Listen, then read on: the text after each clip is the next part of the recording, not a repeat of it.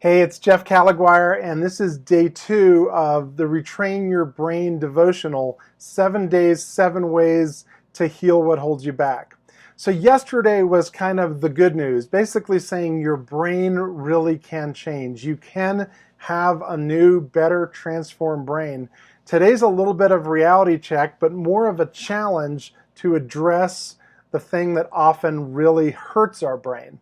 And that's our need to ruthlessly challenge fear. Pogo, the cartoon, says that we have met the enemy and the enemy is us.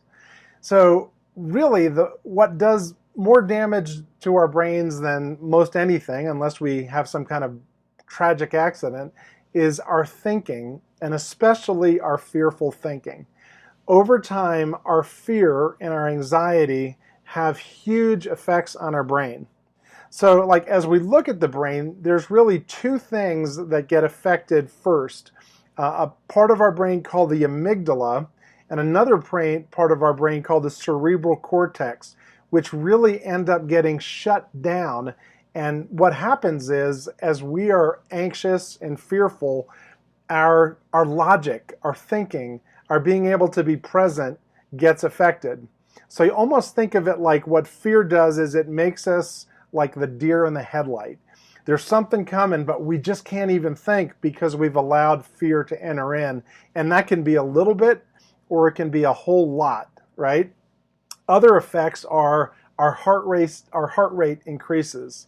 Our endocrine glands submit these hormones like cortisol and adrenaline that are like the fight or flight things, which are awesome if we need to quickly do something. But over time, what doctors and researchers teach is it just decreases the healthy parts of our body. It actually affects our digestion. Like that feeling of fear, the pit in your stomach. That's part of what happens when we allow fear to fester over time.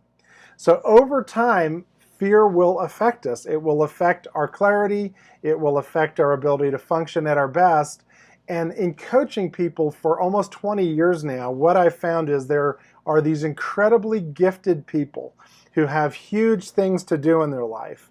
And yet, because they've allowed fear to develop the pathways of their brain, they start saying things to themselves that have become their fearful or stinking thinking. And one of them is like, I stink at writing. I can never be organized. I stink at really trusting and having faith. I'm not good in relationships. And those become like the fearful things that take hold in our brains.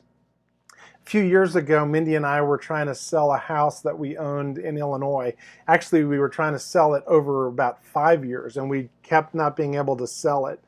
And I was talking to my friend Joe, and I was telling him all the reasons why the house wasn't going to sell and how we needed to get new windows and how I was really just thinking that we were going to waste our money by trying to put it on the market again. And Joe said to me something I'll never forget.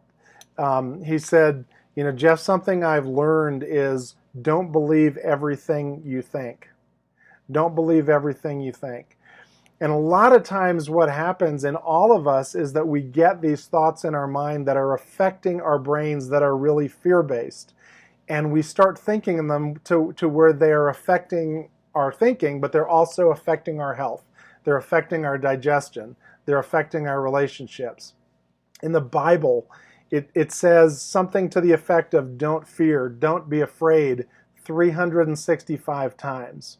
I've heard that it's for every day of the year. We need to know it so much that every day we need to be reminded, don't be afraid, don't fear. So as you think of yourself, as you think of how can today you ruthlessly, that means take no prisoners, do whatever it takes to be able to eliminate all fear, all stinking thinking. And don't believe everything you think, because your peaceful brain is on the other side of being able to eliminate that fear. Appreciate you. Look forward to hearing your thoughts on this. Have an amazing day, totally free of fear. God bless.